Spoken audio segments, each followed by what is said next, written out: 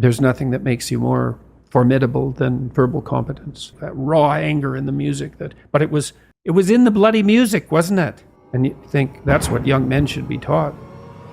There we go. Bit of fury. You said that a harmless man is not a good man. A good man is a very dangerous man who has that under voluntary control. How should people become more dangerous? Becoming more articulate is definitely, I would say, that's the primary array of weapons. I mean, physical prowess is something, and it's not nothing, that physical confidence that comes along with that as well.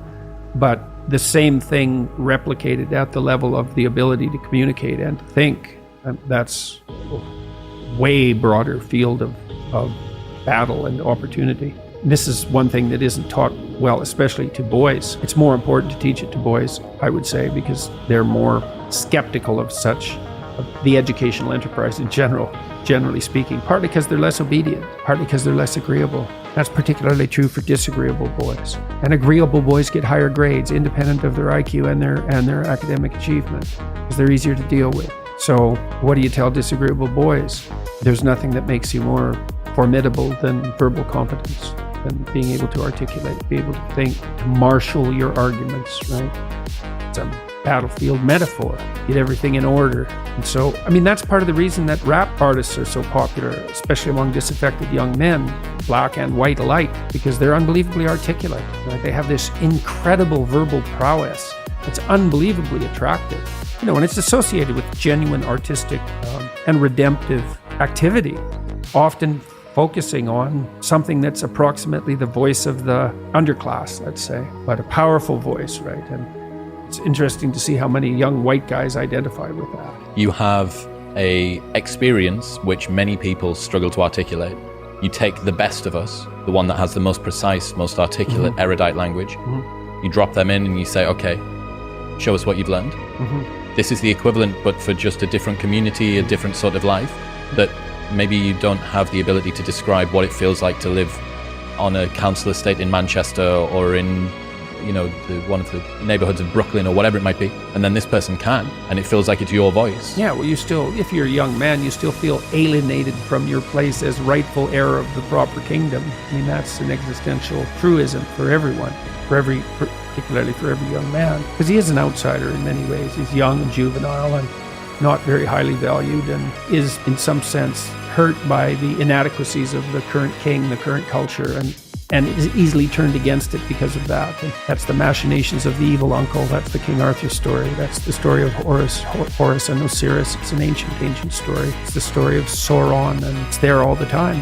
And you see in rap music, in hip hop, all of that alienation being given an articulated voice in an artistic sense. And that's a good example of the power of verbal facility. And that's the route to, let's say, marketing education to young men. It's like, you want to take your rightful place in the kingdom? It's like, get your tongue straight, man.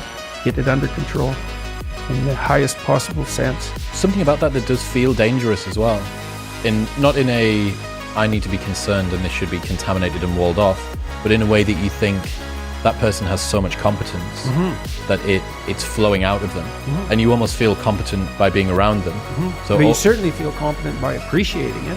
Yeah. Right? Because it speaks to the part of you that is capable of appreciating such things. You think, wow, that's really something. That's an amazing display. That's an amazing thing to see. Amazing, right? You're trapped, and you're trapped by the charisma of that. And that charisma, that's not nothing. That's a signal of something redemptive occurring. That accounts for virtually all of the attraction of hip hop and rap. It's the articulated voice of the struggling but worthy underclass. I suppose that's a good way of putting it.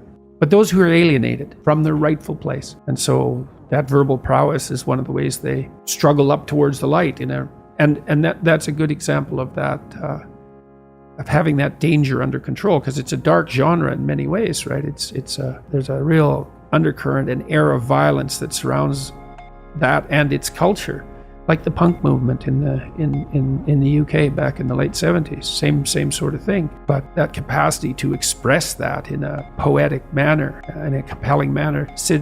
Johnny Rotten was great at that. He was so intense. He has a song called Rise, which I used to show my clients all the time when I was starting assertiveness training with them. I'd put on Johnny Rotten's Rise, and the line in there is anger is an energy, and he's got these unbelievably intense eyes. Anger is an energy. You bet. And John Lydon, man, he could channel that like almost no one I've ever seen. He'd get that anger built up inside him, and then it was completely under control, and he expressed it in his music, and it was absolutely captivating. Unbelievably charismatic, and I really liked his music, that raw anger in the music. But it was in the bloody music, wasn't it? It wasn't some random riot. He transmuted that into something. You can argue about the poetic merits of punk rock, although I don't think you should. I mean, I Did It My Way, Sid Vicious's version of I Did It My Way. My God, that's a work of genius. It's so brilliantly satirical. What someone's doing is they're refining it, they're distilling it down, and then they're directing it. So I went to a powerlifting competition a couple of years ago. There was this one guy there lifting. He holds a bunch of records in the squat, and he's a normal working class guy from a normal working class town on the outskirts of Newcastle. And watching that man warm up is something else. He's got a sacred playlist. He never listens to the songs apart from when he's about to step on to the lifting platform. He's got these headphones on, and he's just walking up and down in the same way that you'd see a bull ready to go out, ready to go and chase something. And he steps out on stage, and the hairs stand up on the back of your neck. You're watching this guy channel Rage. Fury. That's the god of war. That's Mars. Yeah, he's in touch with that. Unbelievable. And words, man. You go to war with words. And you think that's what young men should be taught. There we go. Bit of Fury.